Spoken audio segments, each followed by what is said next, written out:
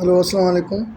I love you. मैं आपका CEO Badruddin और आप देख रहे हैं कंप्यूटर और बीजे टेक। इस वीडियो में आपको बताऊंगा कि what is difference between teaching methods and foundation of education.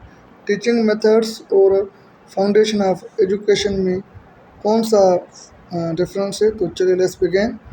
तो टीचिंग मेथड्स ऐसा टेक्निक्स होती है जो स्टूडेंट को हेल्प करने में इस्तेमाल की जाती हैं अचीव लर्निंग आउटकम्स, जिसमें हम जो बच्चा है उसका जो आउटकम्स है वो अचीव हो जाए। ठीक है, तो while activities are the different ways of implementing these methods.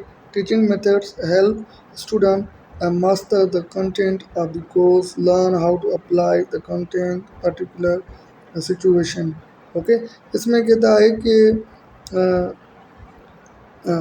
Achieve learning outcomes, student के जो आउटकम्स है उससे भी हासिल हो, और एक्टिविटीज़ डिफरेंस वे की जो इम्प्लीमेंट की जाती हैं, इस्तेमाल की जाती हैं क्लासरूम के अंदर।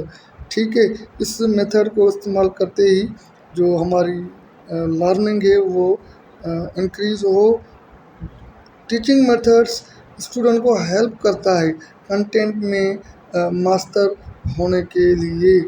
जो कंटेंट टीचर पढ़ा रहा है उसमें, ठीक है, कौन सा भी सब्जेक्ट हो, इंग्लिश हो, इस्लामियात हो, मैथमेटिक्स हो, ठीक है, सब्जेक्ट पे पढ़ाए स्टूडेंट को, उसको कंटेंट पर स्किल आ जाए, मास्टरी आ जाए। ठीक है, तो how to apply the content in particular context in particular. Okay, इसमें कहता है कि बच्चा सीखता है कि ये कंटेंट किसी भी सिचुएशन में कैसे इस्तेमाल कर सकते हैं। ठीक है, इसमें स्मॉल ग्रुप डिस्कशन आते हैं, प्रोजेक्ट आते हैं, कोचिंग आती है, और केस डिस्कशन आती है, रिफ्लेक्टिव डायरी आती है।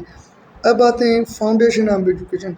बच्चे मुझसे सवाल पूछते हैं कि सर फाउंडेशन ऑफ एजुकेशन क्या है, इसके बारे में बताएं। सबसे पहले एजुकेशन की मीनिंग आपको आना चाहिए। एजुकेशन क्या है? एजुकेशन ऐसा टर्म है जो स्टूडेंट में बिहेवियर में तब्दीली आई, change into the behaviour is called education. Education जो एक नॉलेज है को ट्रांसफ़र कर, टीचर एक नॉलेज को ट्रांसफ़र करता है एक स्टूडेंट से दूसरे स्टूडेंट तक, तो ये भी एजुकेशन कहलाती है। ठीक है, foundation of education refers to the those fundamental factors which influence the structure and organization of various elements of education.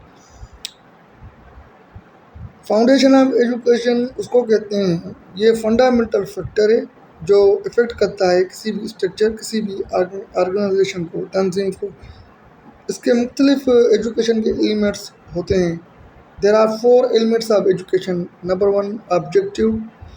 Objective जो टीचर पढ़ाता है इसका मकसद क्या है? करिकुलम।